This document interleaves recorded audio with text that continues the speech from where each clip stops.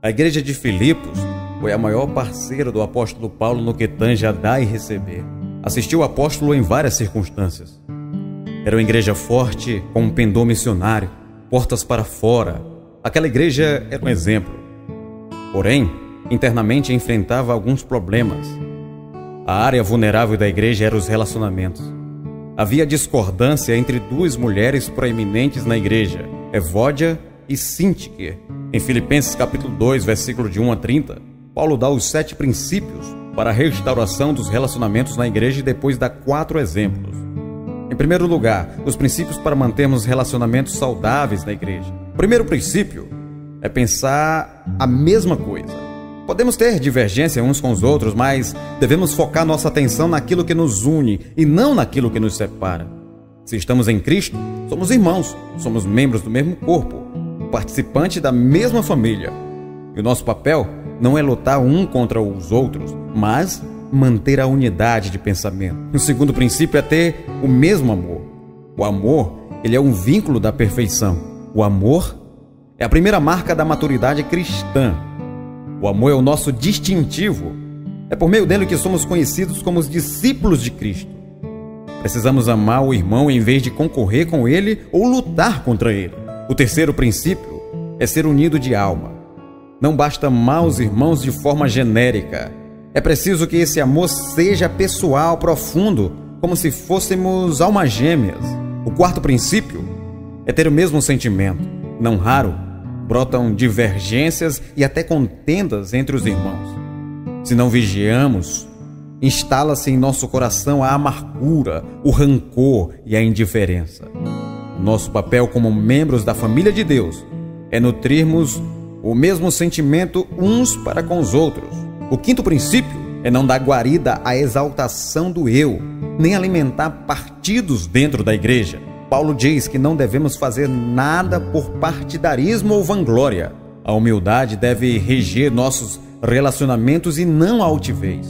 O sexto princípio é considerar o irmão superior a si mesmo. Sempre que colocamos o eu na frente do outro, levantamos muralhas nos relacionamentos. Sempre que enaltecemos a nós mesmos para diminuir o outro, cavamos abismo em vez de construir pontes nos relacionamentos. O sétimo princípio é pensar nos interesses dos outros antes de pensarmos em nossa própria causa.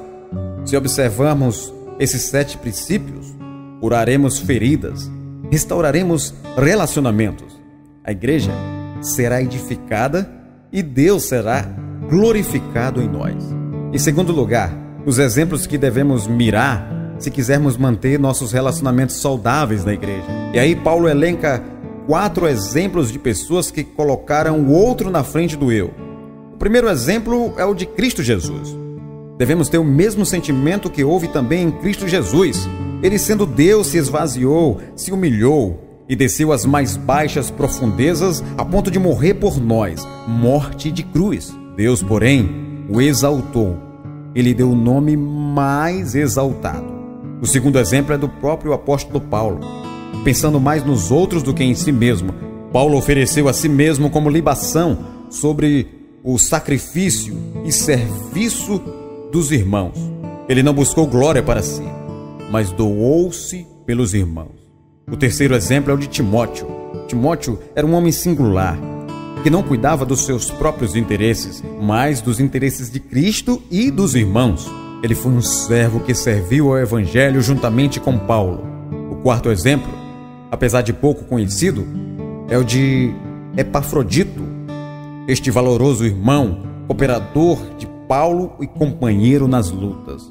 Por causa da obra de Cristo, chegou às portas da morte, dispondo-se a dar a própria vida para levar uma ajuda da igreja de Filipos ao apóstolo Paulo, que estava preso em Roma. Que os princípios postos e os exemplos colocados nos ajudem na caminhada rumo à comunhão fraternal. Que Deus possa nos abençoar em nome de Jesus.